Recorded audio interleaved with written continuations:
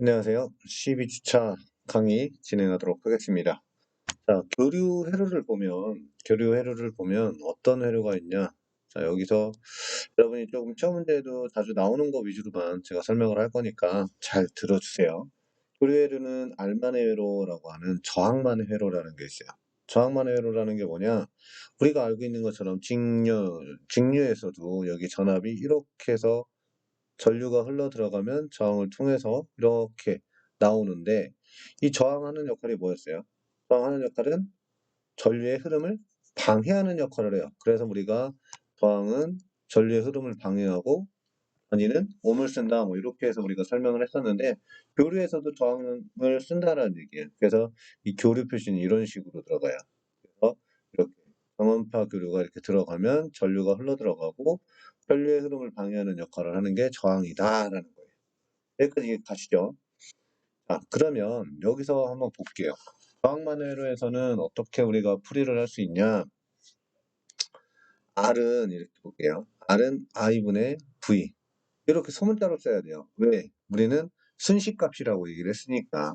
그럼 I는 Im sin 오메가 t에 전류가 흘러 들어가는 거고 V는 Vm sin 오메가 t에 전압이 들어간다라고 생각하면 돼요.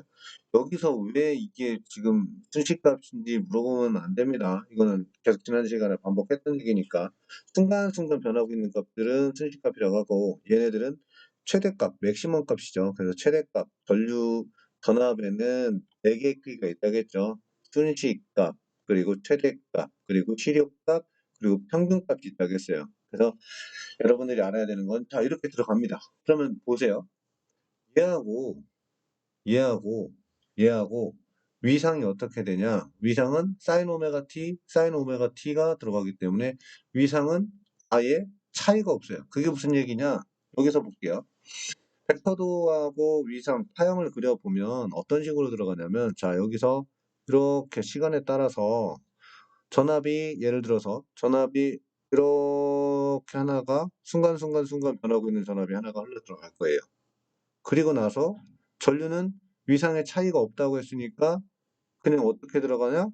같은 상에서 크기가 조금 작아요. 그러니까 크기가 좀 작은 이렇게 전류가 하나 흘러가더라.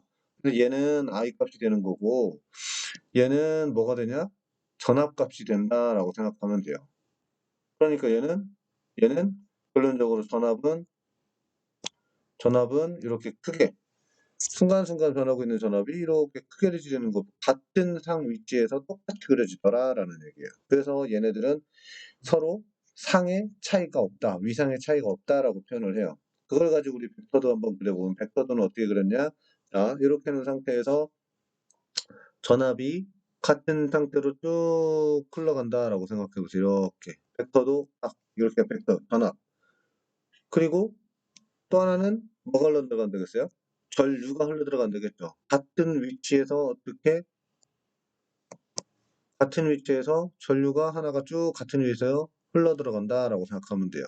그러니까 같은 상 위치에서 흘러가기 때문에 얘네는 뭐가 전압과 전류는 서로 어떻다? 서로 동상, 같다라는 표현을 하는 거예요.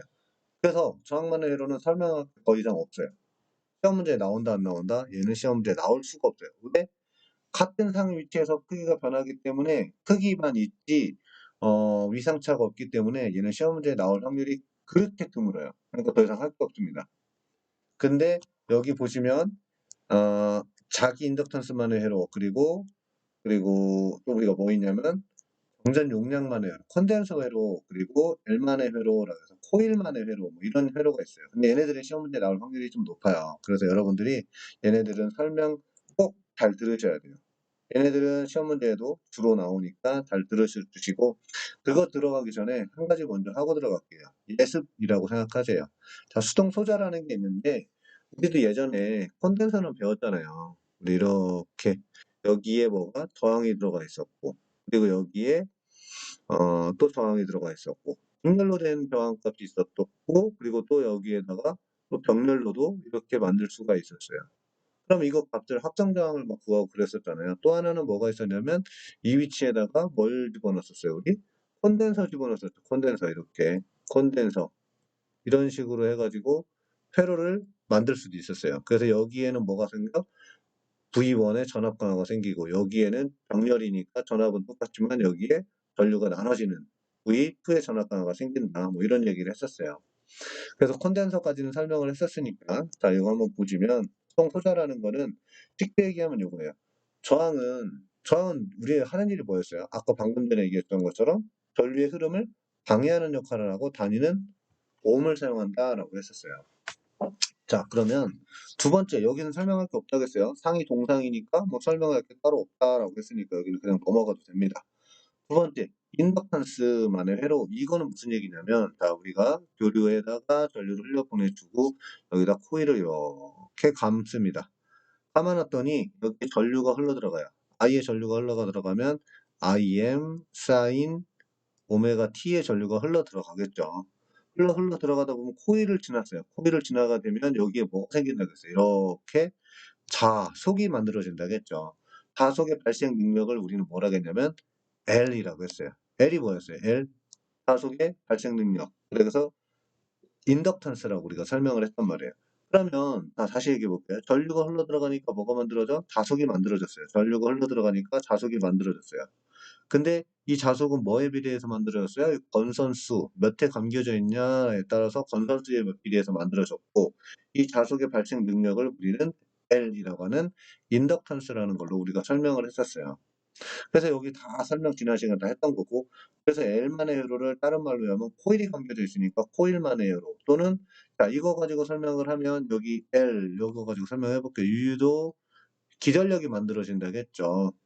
패러데이 법칙에 의해서 L dt분의 di 이 I 갖다 쓰면 되죠. 그래서 이렇게 만들어진다겠어요. 그래서 유도 기전력이 만들어지니까 유도성 회로라고 우리가 표현을 해요. 근데 여기서 한 가지 더 설명을 하면 자 우리가 여기에다가 뭐가 있었어요? 방금 전에 그린 걸 다시 한번 그려보면 이렇게 사인바 교류가 만들어지면 코일이 감겨져 있고 전류가 흘러 들어가니까 어떻게? 얘는 전선이에요, 아니에요? 얘네들은 전선을 타고 전류는 전선을 타고 흘러가지만 얘는 전선이에요, 아니에요? 가다가 보니까 뭘 만났어? 코일을 만났죠. 코일은 흘러가는데 전류의 흐름을 방해할까요? 어떨까요? 어떻게 할까요? 당연히 얘는 지나가는데 방해를 하겠죠. 전류의 흐름을 방해하는 똑같은 역할을 해요. 그래서 얘를 뭐라고 하냐면 R이라고 표현을 안 하고 딱 똑같이 표현할 수 없으니까 X라고 표현합니다. 이 X라는 걸 우리는 뭐라고 하냐면 리액턴스라고 표현을 해요. 여기 보니까 리액턴스라고 설명해놨죠. 근데 아까 우리가 뭐라고 했냐면 유도 기전력이 만들어지니까 유도성 리액턴스라고 설명을 하는 거예요. 똑같아요. 얘는 전류의 흐름을 방해하듯이 얘도 똑같이 XL도 뭐를 방해해? 전류의 흐름을 방해합니다. 그래서 단위는 옴을 사용하는 거예요. 그래서 우리 그동안에 직류에서 배웠던 거는 더항만 전류의 흐름을 방해했었는데 교류편에 들어오니까 얘도 코일도 뭐를 방해하더라? 전류의 흐름을 방해하더라. 그걸 가지고 우리는 리액턴스라고 했는데 코일이 방해하니까 유도성 리액턴스라고 하더라. 라는 거예요. 두 번째 또 다른 게 또 하나 생깁니다. 어떤 게 생기냐? 자 여기에 우리 똑같이 전류가 전압이 흘러 들어갑니다. 이렇게 전류가 흘러 들어갔더니 이번에는 콘덴서가 하나 있어요. 자, 전류가 흘러 들어가는데 전선을 타고 흘러 들어가다가 이거 전선이 아니네요. 그래서 뭔가 방해를 하겠죠. 그래서 얘의 역할은 또다시 뭐의 역할을 해? X라고 하는 리액턴스가 만들어져요. 왜? 전류의 흐름을 방해하고 있으니까. 근데 얘는 똑같이 쓸 수가 없으니까 XC라고 우리가 표현을 해요. XC는 용량, 콘덴서 하는 역할이 뭐예요? 충전 용량이라고 하죠. 우리 왜 뭐라 했냐면 충전 전하를 축적할 목적으로 사용하는 전기 부품이라고 했는데 전하를 축적하니까 충전 어떠한 용량이죠. 그래서 용량성 리액턴스라고 하는 거예요. 그래서 전류의 흐름을 방해하는 거고 단위는 똑같이 다 뭘 쓴다? 옴을 쓴다라는 거예요. 자 그러면 우리 1장 때 했던 거 저항을 가지고 합성 뭐를 구해야 돼? 합성 정전 용량 이렇게 있었으면 합성 변정 용량을 구했었죠. 얘 R1, R2, R3 다 더하면 됐죠. 근데 이번에는 그렇게 간단하지가 않습니다. 이거를 뭐라고 하냐면 다시 보면 저항 그리고 얘 코일 콘덴서가 이렇게 있어요. 그러면 얘는 저항이고 얘는 X 아까 L이고 얘는 X C가 되겠죠. 얘네를 다 더해버리면 끝나냐? 그렇게 쉽지 않습니다. 정렬과 직렬 똑같이 나눠지는데 나중에 그건 설명할 거고 어쨌든 얘네들을 합친 애를 우리는 Z라고 표현을 해요. 그래서 얘는 아까 리액턴스라고 그랬죠. 리액턴스인데 얘는 충전 막 전압을 막 만들고 있죠. 얘는 이 전압을 만들고 있으니까 유도 전압을 만드니까 유도성 리액턴스. 얘는 뭐야? 충전을 하고 있죠. 전류를 충전하니까 용량성 리액턴스다. 뭐 이렇게 설명했어요. 그래서 R과 X를 합친 놈을 우리는 뭐라 그래? 임피던스 Z라고 표현을 합니다. 임피던스 Z라고 표현을 해요. 그러면 여기서 임피던스 Z는 뭐하고 뭐가 있었어? R과 X가 있었죠. 그 합친 놈을 임피던스라고 얘기한 거고 이 여기 뭐야? 아까 우리 X라는 애는 두 개로 나눠진다고 했죠. 어떻게 나눠져? XC라고 하는 용량성 리액턴스와 XL이라고 하는 유도성 리액턴스로 나눠진다라는 거. 미리 복습 한번 한 거니까 잘 좀 봐주세요. 자, 여기 보니까 또 삼각함수 있는데 이거 제가 사인하고 코사인의 미분 관계를 하면 여러분들 다 포기합니다. 미분하고 뭐하고 하면 여러분들 전기공학 안 한다는 얘기를 많이 할 것 같아서 그냥 여기는 안 하고 넘어갈게요. 제가 역대적으로 이거 하다가 여러분들이 포기하는 학생들이 너무 많아서 미분에 있는 거 안 하고 근데 삼각함수는 중요해요. 삼각함수는 왜 중요하냐? 여러분들 한 번 더 배웠던 거고 우리는 자 교재를 보시면 여기에 무수한 공식들이 많이 있어요 지금. 이 공식을 외우러 가면은 여러분 못 외워요. 저도 이 공식 외우러 가잖아요. 이 공식 외우러 가면 그냥 덮어버리고 말지 이거 외우러 가면 못 외웁니다. 근데 제가 여러분들한테 이 삼각함수를 하면서 설명을 할 거예요. 그래야 공식이 그냥 여기서 그냥 파생이 돼서 나오는 공식들이 많기 때문에 삼각함수는 좀 중요하니까 한 번만 하고 들어갑시다. 자, 이렇게 삼각형이 A, B, C에 그리고 여기 세타 각을 구할 수가 있죠. 삼각함수라는 거는 그거 구하려고 하는 거니까.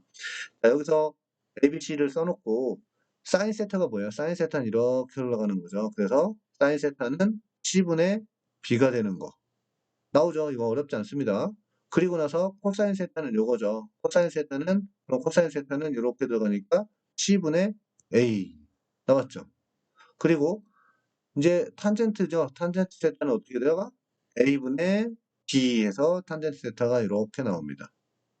여기까지 어렵지 않죠? 자, 이건 다 했던 거니까. 그럼 이 B의 길이를, 요 길이를 구하려면 어떻게 구하냐라는 거지.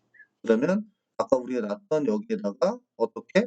B를 뽑아 놓으면 넘어오니까 C의 사인 세타 그대로 들어가면 돼요. 그리고 여기에 A의 길이를 구하려고 하니까 A는 C의 코사인 세타 값만 집어넣으면 B와 A의 길이를 구할 수가 있습니다. 그럼 이 세타 값은 어떻게 구하냐? 이 세타 값은 탄젠트 세타에서 여기서 이 세타 값만 남겨놓는 거예요. 세타 값만 남겨놓으니까 탄젠트가 이렇게 넘어오면 뭘로 되냐면 이 얘기는 잘 기억을 못 하시더라고요, 여러분들이. 아크 탄젠트, 그러니까 마이너스 1승이죠. 아크 탄젠트 이렇게 올라가니까 A분의 B가 되더라라는 거. 요거는 반드시 좀 기억해 주세요. 교재에 없는 내용인데 이거를 여러분들이 기억하고 있어야 나중에 공식화 시켜줄 수 있어요. 공식 만드는데 굉장히 쉽죠.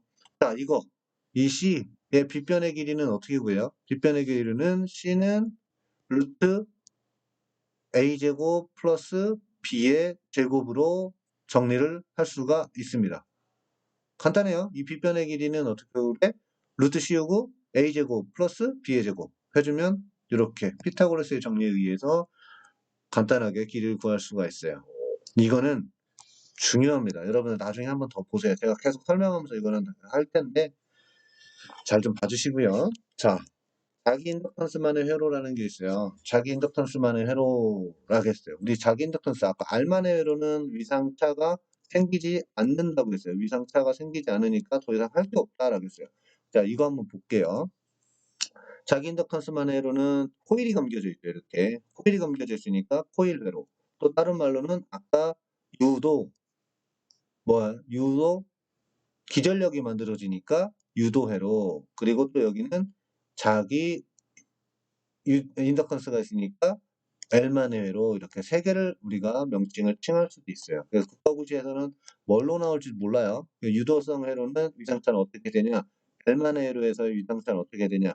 위상차가 제일 중요하기 때문에 제가 위상차만 지금 얘기를 하는 거예요. 자, 여기 보니까 L만의 회로는 어떻게 되어 있냐, 가만히 보니까 우리 예전에 이거 봤던 유도 기전력이 만들어지는 공식, E는 I가 전류 흘러 들어가니까 뭐가 자속이 만들어졌어요. 여기에서 자속이 만들어졌고, 건성수에 비례해서 만들어졌고, 자속의 발생 능력을 A라고 하는 자기 인덕턴스. 그럼 이 공식으로 우리가 유도 기전력을 뽑아보자라는 거죠. 유도 기전력 L 어떻게 DT분의 DI였어요. 여기까지 기억나죠? 자, 그러면 내가 뭐 할 거냐, 요거를 바꿔줘야 돼요. 어떻게 바꿔주냐, L DT분의 I는 뭐예요? I는 IM 사인 오메가 t가 흘러 들어가는 거예요. 자, 이렇게 되어 있으면은 시간당으로 들어가기 때문에 이걸 뭘 해줘야 돼? 미분을 해줘야 돼요. 미분을 해주려면 이거를 앞으로 넘겨줘야 돼요. 자, 이걸 무슨 얘기냐? 이렇게 보니까 오메가를 앞으로 넘겨주니까 오메가 L IM 코사인 미분하니까 코사인 오메가 t가 됩니다. 여기서부터 좀 하기 싫어지죠, 이제 슬슬.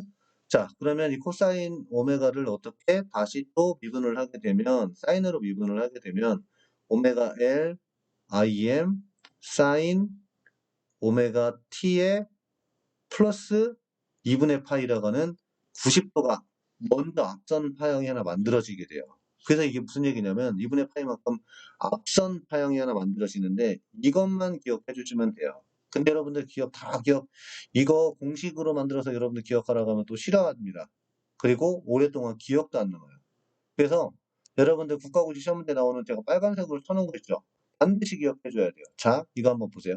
자기 인덕턴스만의 회로라고 해놨어요. 이 공식들 제가 다 지웁니다. 이 공식들 변천되는 과정들 다 필요 없어요.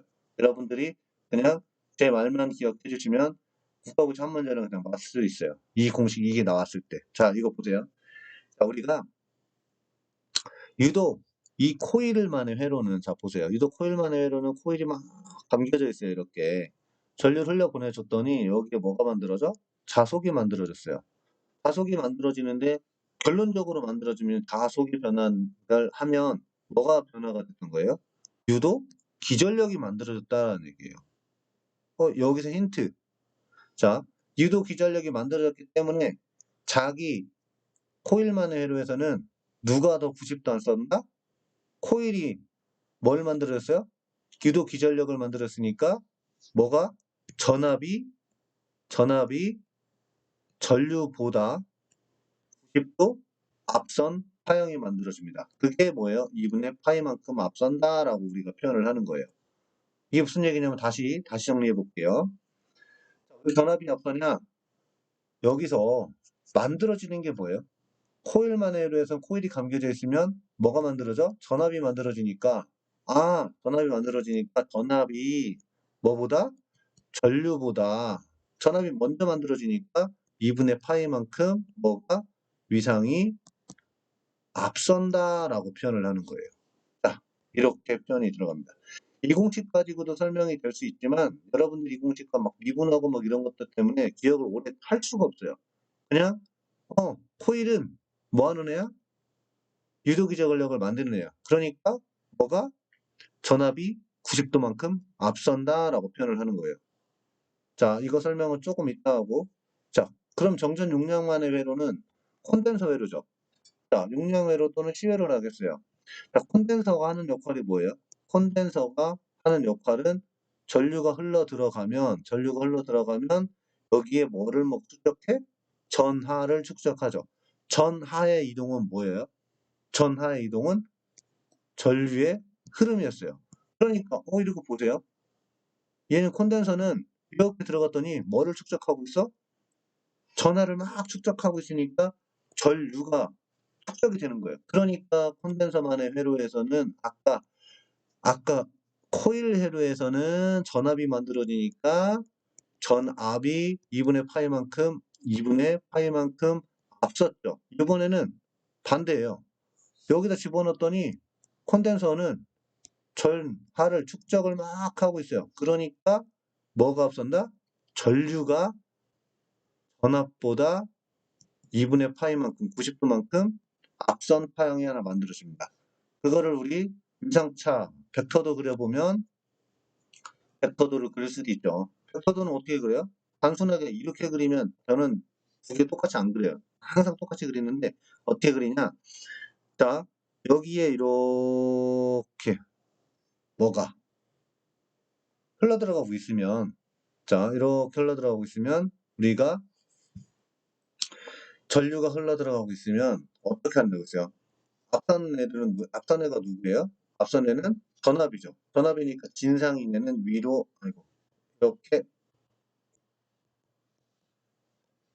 이렇게 뭐가 전압이 하나 그려질 거고, 여기에는 우리가 아까 얘기했던 전류가 이렇게 흘러 들어감으로써 이렇게 뭐가 전압이 90도 이쪽으로 가면 진상이라겠죠. 진상 이렇게 그려주면 돼요.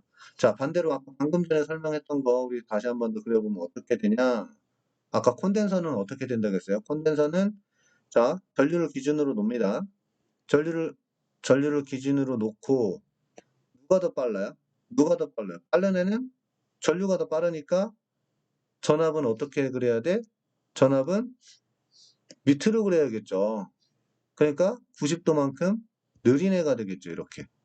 이렇게 그려주면 돼요. 그래서 벡터도는 이런 식으로 그려주면 돼요. 그래서 빠른 애가 누군지만 기억해주면 됩니다. 핵심은 누가 빠르냐라는 거죠. 자, 유도성 회로에서는 뭐가 만들어져? 코일만 회로에서는 유도, 기전력, 전압이 만들어지니까 전압이 90도 앞선다라고 표현을 하는 거고 콘덴서에서는 전하를 축적하니까 전류가 90도 앞선다라고 표현을 하는 거예요. 자, 파형 그려볼까요, 우리? 파형 똑같아요. 그리기 쉬워요, 이거. 자, 내가 이렇게 하나를 그렸어요. 뭘 그려놔요? 아까 콜만의 회로에서는 얘를 기준값을 우리 전류라고 한번 놓읍시다. 전류를 그려놓고 그리고 방금 전에 뭐라 그랬어요? 누가 앞서요? 앞선 90도 앞선 애가 누구예요? 90도만큼 앞선 애는 전압이죠. 코일만 회로에서 전압이 만들어지니까 그래서 전압이 90도가 앞에서 이렇게 만들어지는 거예요. 얘는 그래서 전압이 되는 거예요. 전압. 근데 제가 크기를 조금 더 크게 그렸죠. 전류보다. 이거는 사실적으로 전류보다 전압이 조금 더 크기가 크기 때문에 이렇게 크기를 크게 그려놓는 것 뿐이에요. 그러니까 뭐 어렵진 않습니다. 그냥 그리는 것도 이렇게 그려주시면 되고. 자, 이제 뭐 할 거냐면 요거 한번 해볼게요. 자, 방금 전에 얘기했던 요 전압이 90도 앞선다는 얘기는 끝났고, 그러면 요번에는 뭐 할 거냐? 이게 왜 I는 이게 요게 이렇게 되는지 한번 볼게요. 우리 예전에 공식 R은 뭐예요? I분의 V예요. 아까 이거는 V는 어떻게 되냐면 VM 어떻게 됐었냐면 자, I는 IM sin 오메가 T에 전류가 흘러 들어간다고 했어요. 그러면 V는 어떻게 돼? V는 아까 어떻게 바뀌었냐면 오메가 L IM sin 오메가 T가 흘러 들어간다고 했어요. 아까 뭐만 기억하라고 했냐면 제가 요거 기억하라고 했어요. 요거. 오메가 L IM sin 오메가 T가 나온다고 했죠. 미분을 하니까. 그러면 여기서 플러스 2분의 파이는 제가 안 썼어요. 여기다 2분의 파이는 왜 안 썼냐면 위상차기 때문에 여기다 써줄 필요가 없어요. 위상 파이만 나타나는 거기 때문에 크기 얘기할 때는 위상은 크기는 설명할 필요가 없기 때문에 자 여기서 중요한 거 im sin 오메가 t, im sin 오메가 t 없어지죠. 그러면 오메가 L만 남아요. 그러면 결론적으로 얘기하면 R은 오메가 L이 되는 거죠.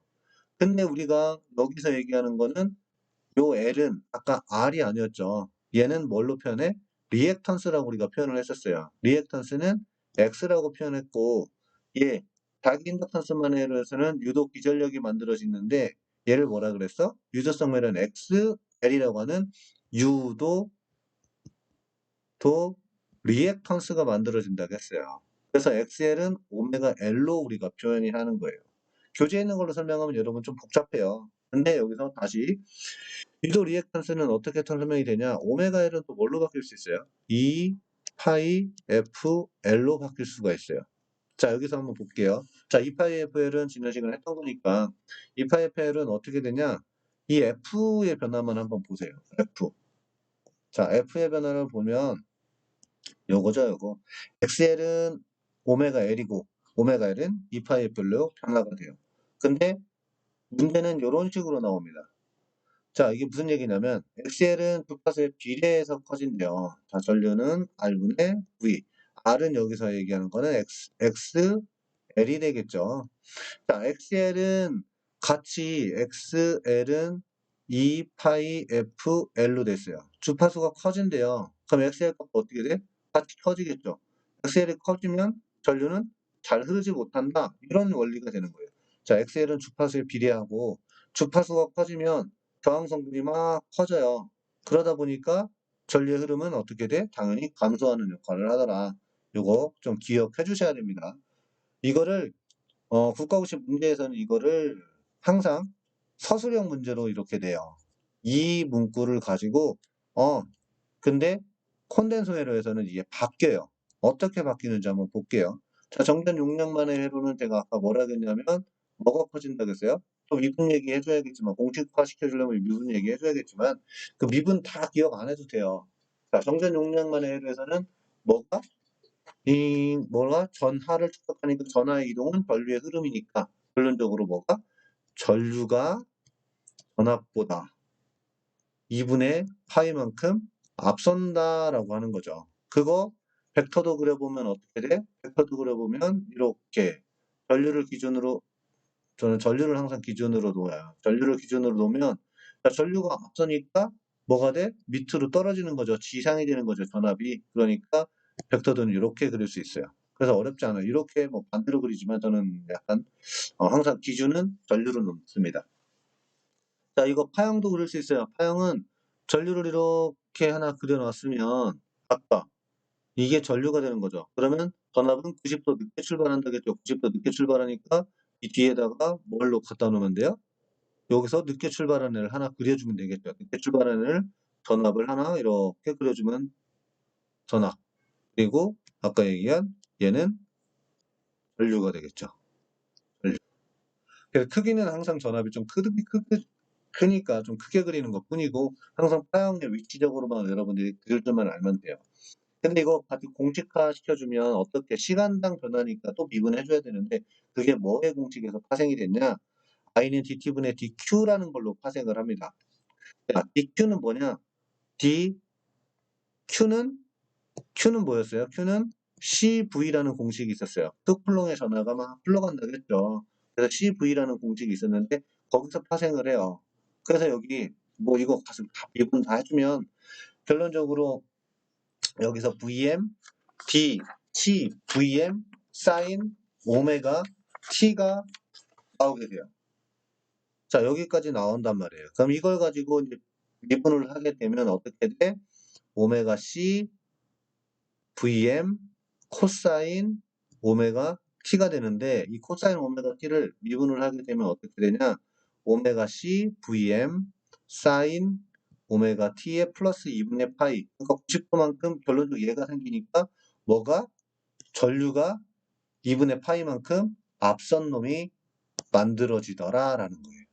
그래서 요거는 이 미분을 하는 공식으로 외우면 여러분이 어렵으니까 그냥 콘덴서는 전하를 축적하니까 전하는 곧 전류의 이동이니까 전류가 전압보다 2분의 파이만큼 앞선다라는 게 나오게 되는 거예요. 이해 가시죠 이거? 그래서 미분 가지고 여러분이 암기하려고 하지 마세요.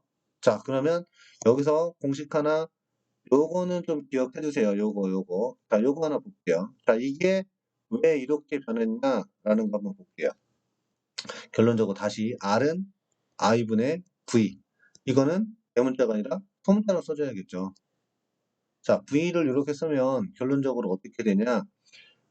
I 쪽이 어떻게 되냐면, 자, V는 VM, 사인, 오메가, T의 전압이 흘러 들어가면, 아까 요게 변했었죠. 어떻게? 이렇게 변했었어요. 어떻게 변했냐? I의 전류가 흘러 들어가니까, 오메가 C VM 사인 오메가 t 플러스 2분의 파이 이렇게 써줘야 되는데 2분의 파이는 제가 지워버린다고 했죠. 왜 지우냐? 이거는 그냥 위상 앞뒤 누가 먼저 출발했냐 위상차만 설명을 해준 거기 때문에 크기할 때는 이게 필요가 없어요. 그러니까 뒤에다는 안 써줍니다.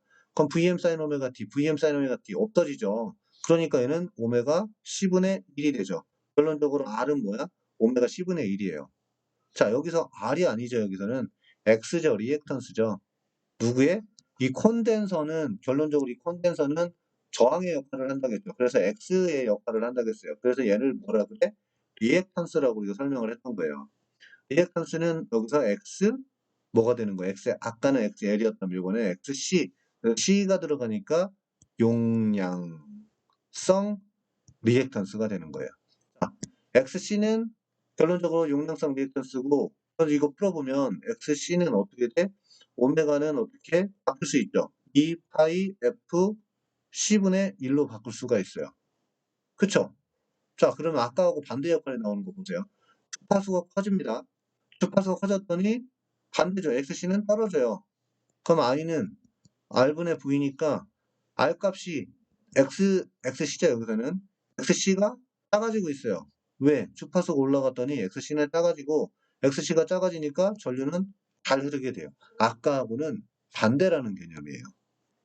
자, 무슨 얘기 가시죠? XC는 주파수에 반비례한다라는 거죠. 반비례, 요게 커지면 얘는 작아진다는 얘기죠.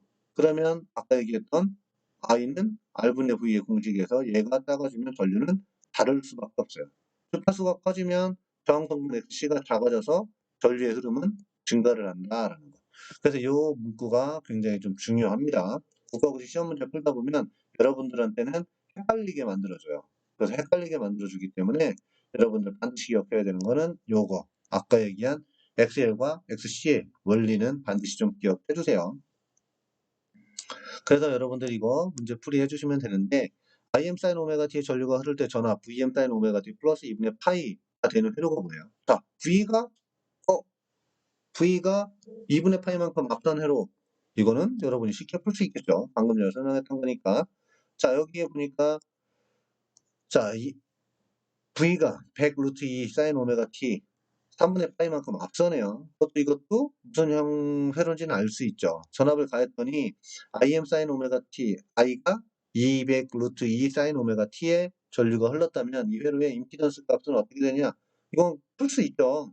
그게 뭐였냐면 임피던스라고 얘기를 하면 i는 원래 r분의 v였어요.